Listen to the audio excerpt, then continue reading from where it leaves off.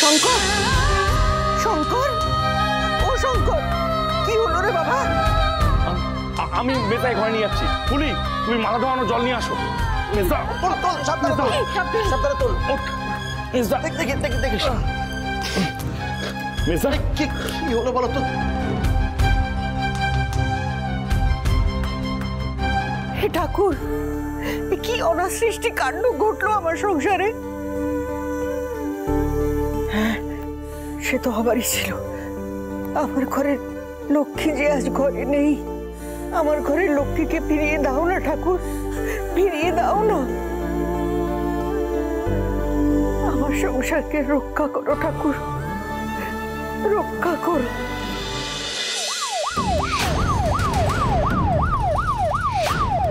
দিদি, দিদি তুই চিন্তা করিস না, আমি এক্ষুনি আসছি, আমি অ্যাম্বুলেন্স নিয়ে আসছি।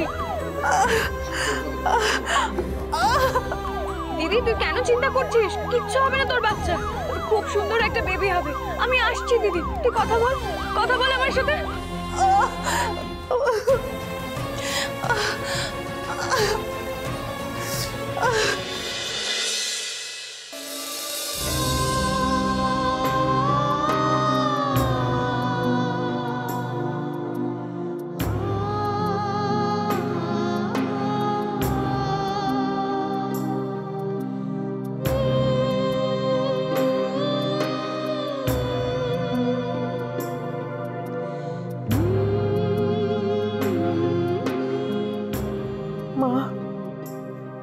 গো, আমার ছেলেটার জ্বর কমিয়ে দাও না, ওকে সুস্থ করে দাও না।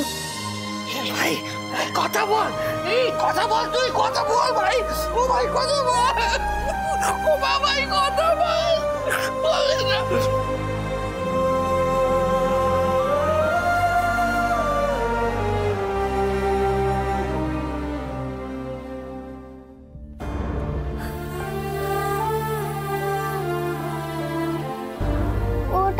ঠাকুর,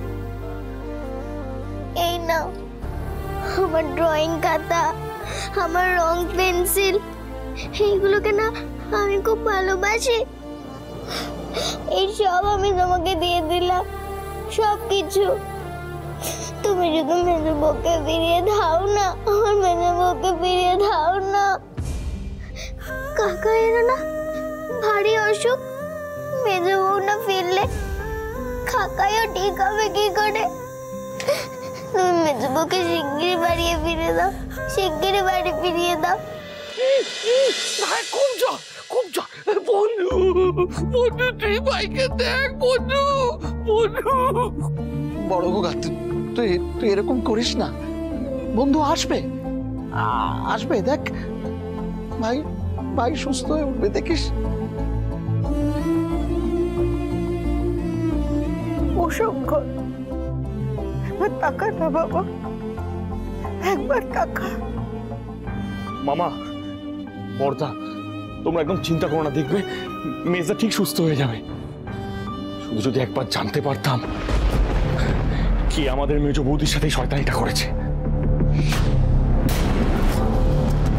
কার পাপের শাস্তি ভোগ করতে হচ্ছে আমাদের মেজাকে।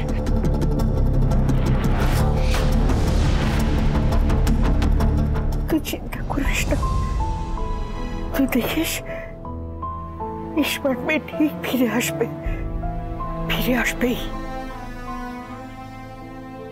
আমি যে সেই পাপী, আর আমার পাপের শাস্তি পাচ্ছে মেজদা আর বৌদি ভাই। ঠাকুর আমাকে শাস্তি দাও, আমাকে শাস্তি দাও।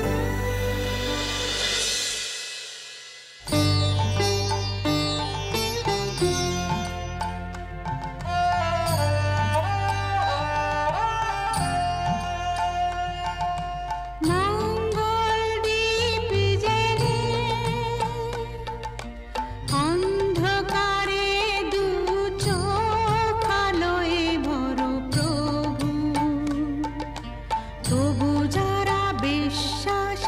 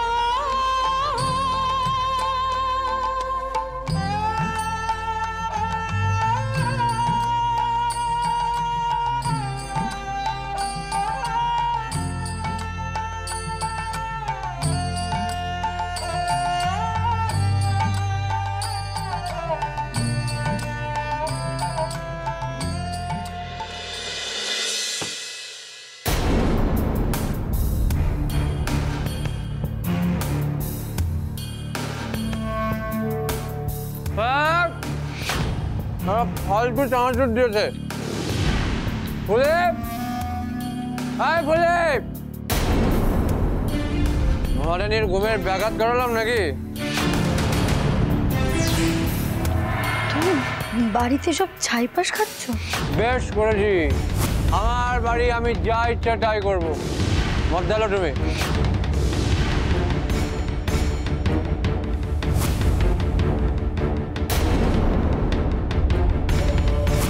দাঁড়া বলছি।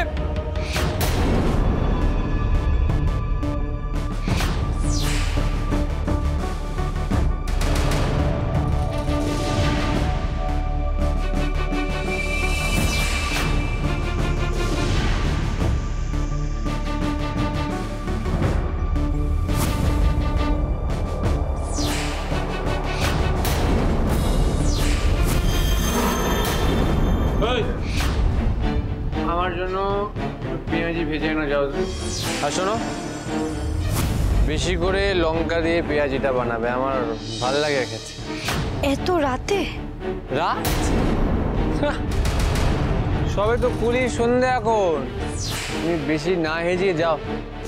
বাড়িতে কেউ একটা দানাও মুখে তোলেনি তো আমাকে উপোস থাকতে হবে নাকি? হ্যাঁ, মেজদার খুব জ্বর।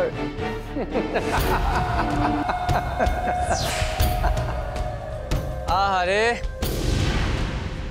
মেজদার জ্বর? হ্যাঁ, মেজ বৌদির বিরহে মেজদা একদম জ্বরে কাবু হয়ে গেছে, বুঝলো তো? ওই খুব তরপাতে এসেছিল মেজদা একবার।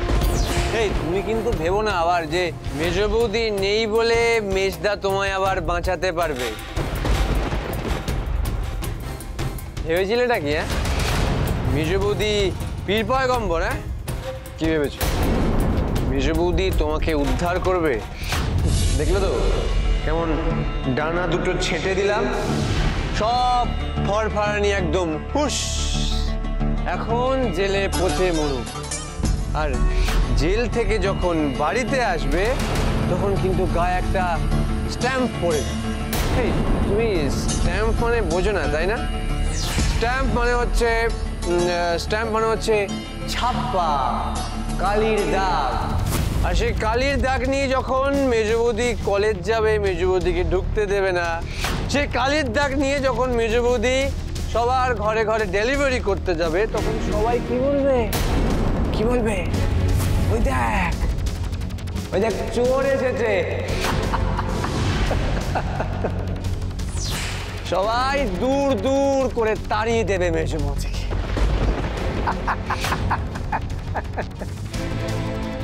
এই তুমি কি ভেবেছিলে তোমাকে সত্যি সত্যি ভালোবাসবো আমি?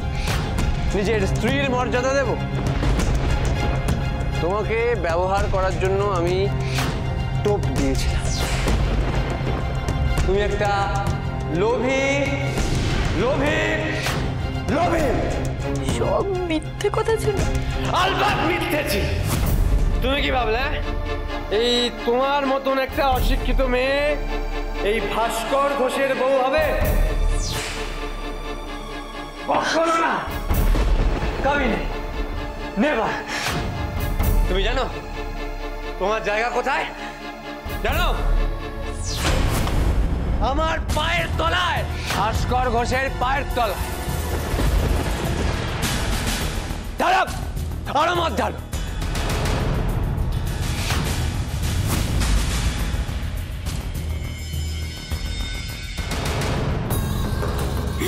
গোটা সংসারটা যত বেশি ছন্নছাড়া হবে তত বেশি সেটার রাশ আমি নিজের হাতে নিতে পারবো। মেজ বউ জেলে, ঠাকুরপো জ্বরে কাতরাচ্ছে, মা বাবা শোকে কাতর,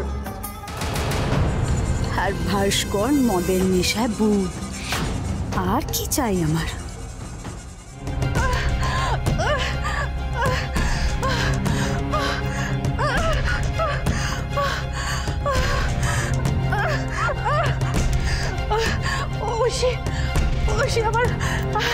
আমার বাচ্চাটা বাঁচবে তোর। দিদি তোর কিচ্ছু হবে না, তুই প্লিজ টেনশন করিস না দিদি। দিদি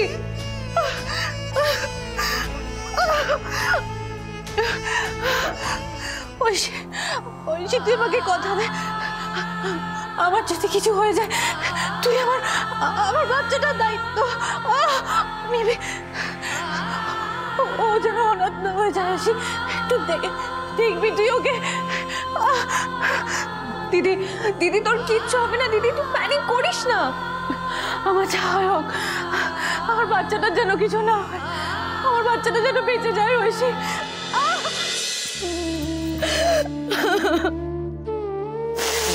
সবাই যে বলে আমি মূর্খ বোকা, ঠিকই তো বলে, আমি তো সত্যিই বোকা।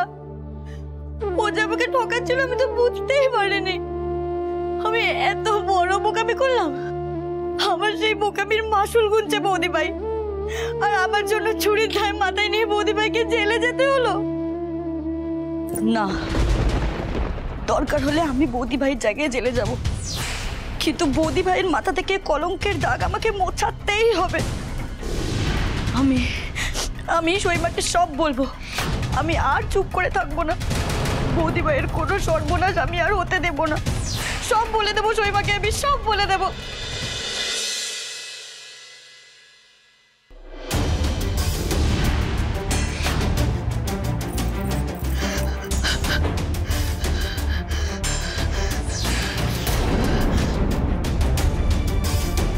ফুলি, কি হয়েছে?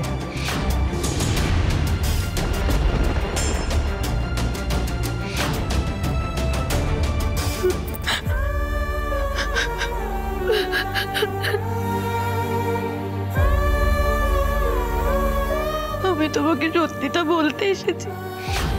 সত্যিটা মানে? সৈমা, আমি তোমাকে সব সত্যিটা বলতে চাই। সব সত্যি মানে? তুই কিসের কথা বলছিস ফুলি? এত রাতে মা আর ফুলি এখানে কি করছে? সৈমা, বৌদি ভাই চুরি করেনি। সেটা কি তুই বললে তবে আমি বিশ্বাস করব? আমার স্মার্ট মেয়েকে আমি খুব ভালো করে চিনি, কিন্তু আমি জানতে চাই চুরিটা কে করেছে। তুই সেটা জানিস? আমি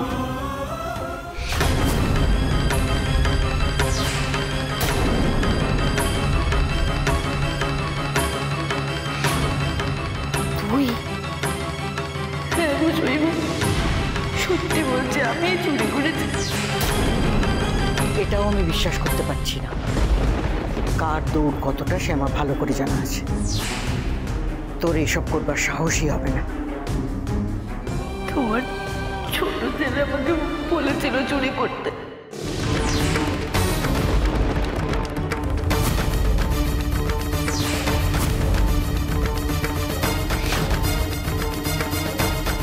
তোমাকে ছোট্ট একটা কাজ করতে হবে। মেজো বৌদির ঘরে আমাদের পাইস হোটেল আর ক্যাশ বাস্কের চাবি থাকে। সবার চোখের আড়ালে ওই চাবি দুটো তোমায় নিয়ে আসতে হবে। তুমি আমায় ছুঁয়ে প্রতিজ্ঞা করলেন, জানো তো যে ছুঁয়ে মিথ্যে কথা বললে কি হয়?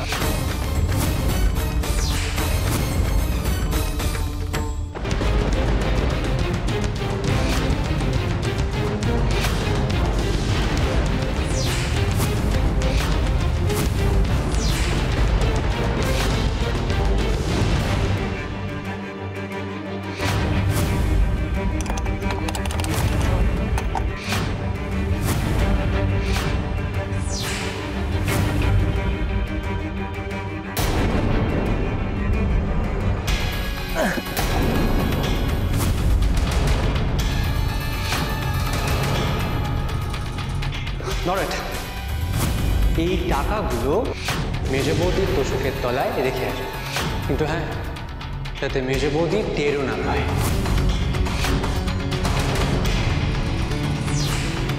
যার বউ এত অন্যায় করে সে আবার ন্যায় অন্যায় নিয়ে গলাবাজি করছে। তোর বউ তো একটা চোর। তোর বউ আমাদের হোটেল থেকে টাকা চুরি করেছে। একদমই তাই। তোর বউ একটা চোর, তোর বউ একটা চোর, তোর বউ একটা চোর, একটা চোর, একটা চোর।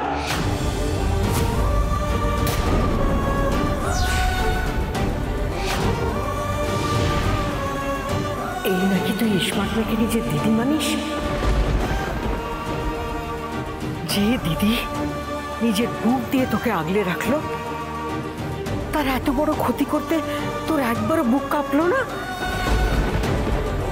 ছি ছি ছি ছি, না, তোকে আমি ক্ষমা করতে পারবো না, কোনোদিনও ক্ষমা করতে পারবো না ফুলি।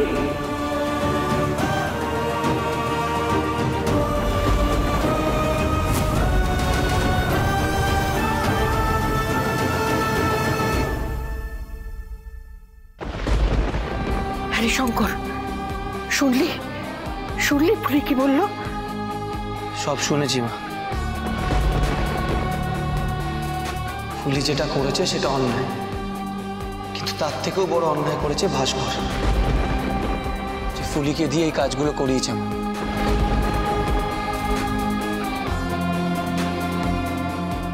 শঙ্কর, ভাস্করের এত বড় স্পর্ধা!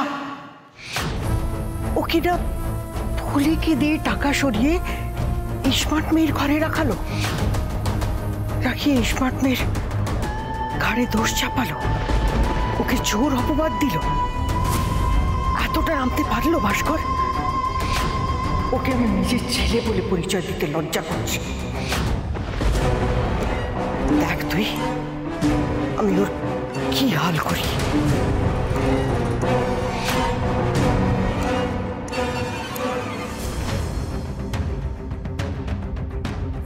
দোহাই তোমার সইমা, তুমি আমাকে যা শাস্তি দেবার দাও, কিন্তু ওকে যেন পুলিশের হাতে তুলে দিও না সইমা।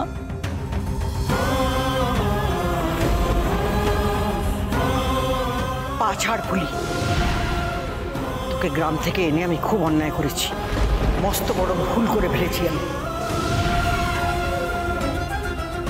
তুমি চাইলে আমাকে দূর করে দাও সইমা, আমাকে এখান থেকে তাড়িয়ে দাও, কিন্তু যা শাস্তি দেওয়ার আমায় দাও সইমা, আমি মাথা পেতে নেব।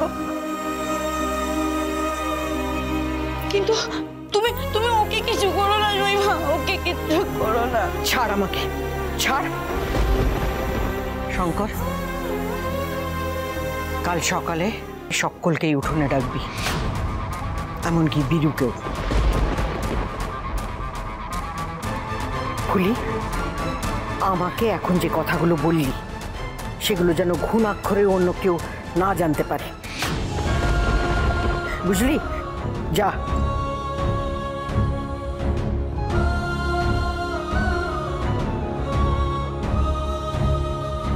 মা, তুমিও ঘরে গিয়ে বিশ্রাম করো। না, আমার স্মার্ট মেয়ের সঙ্গে আমার ছোট ছেলে যা অন্যায় করেছে তার বিহিত না করে স্মার্ট মেয়েকে ঘরে না ফেরানো অবধি আমি অন্য জল স্পর্শ করব না, দু চোখের পাতা এক করব না। আমি এর শেষ দেখে ছাড়ব, এই মহেশ্বরী ঘোষের প্রতিজ্ঞা।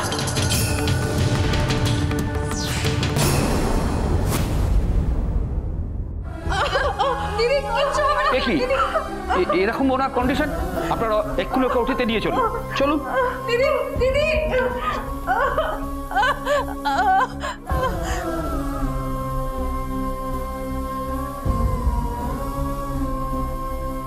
ঠাকুর ঠাকুর, তুমি দিদি আর ওর বাচ্চাটাকে রক্ষে করো ঠাকুর, রক্ষে করো।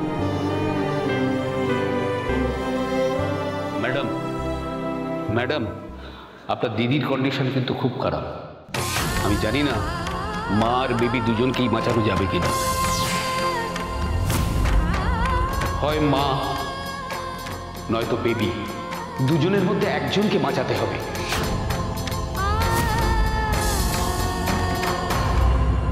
দেখুন, ওনার বাড়ির লোক বলতে তো একমাত্র আপনিই আছেন, সো আপনাকেই ডিসিশন নিতে হবে। আপনি কাকে বাঁচাবেন, মাকে না বাচ্চাকে? এসব আপনি কি বলছেন? আপনাকে দিদি আর দিদির বাচ্চা দুজনকেই বাঁচাতে হবে। প্লিজ প্লিজ ডাক্তারবাবু, আপনি কিছু একটা করুন, আমি আপনার কাছে সারা জীবন কৃতজ্ঞ থাকবো। প্লিজ কিছু একটা করুন আপনি। দেখুন, আমি আপ্রাণ চেষ্টা করব, কিন্তু প্লিজ আপনি বন্ডটা সই করে দিন, না হলে আমরা অপারেশনটা শুরু করতে পারবো না। দেখুন, দেরি করবেন না, পেশেন্টের কিছু হয়ে গেলে হসপিটাল বা ডক্টর কেউই দায়ী থাকবে। সো প্লিজ বন্ডে সাইন করে দিন। ঠিক আছে। আপনি রিসেপশনে আসুন, ওনাকে একটা বন্ড পেপার দিন, উনি সই করবেন।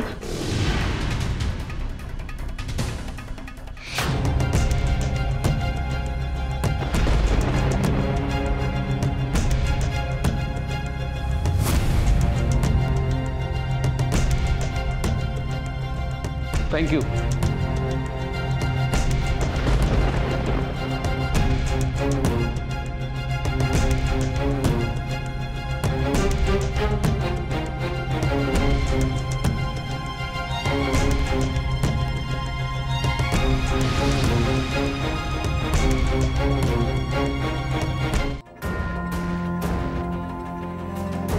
মেজো বৌদি,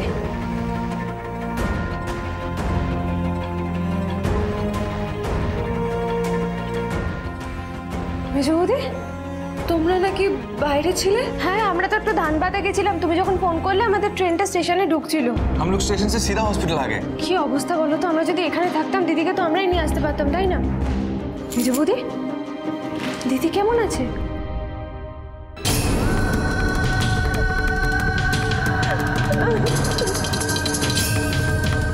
কি হয়েছে মেজো বৌদি, বলো।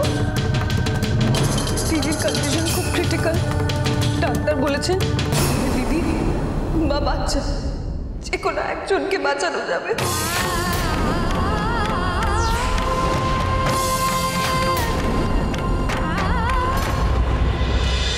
বড়গৌরী স্পাইস হোটেল, সোম থেকে রবি প্রতিদিন রাত 10টায়, স্টার জলসায়।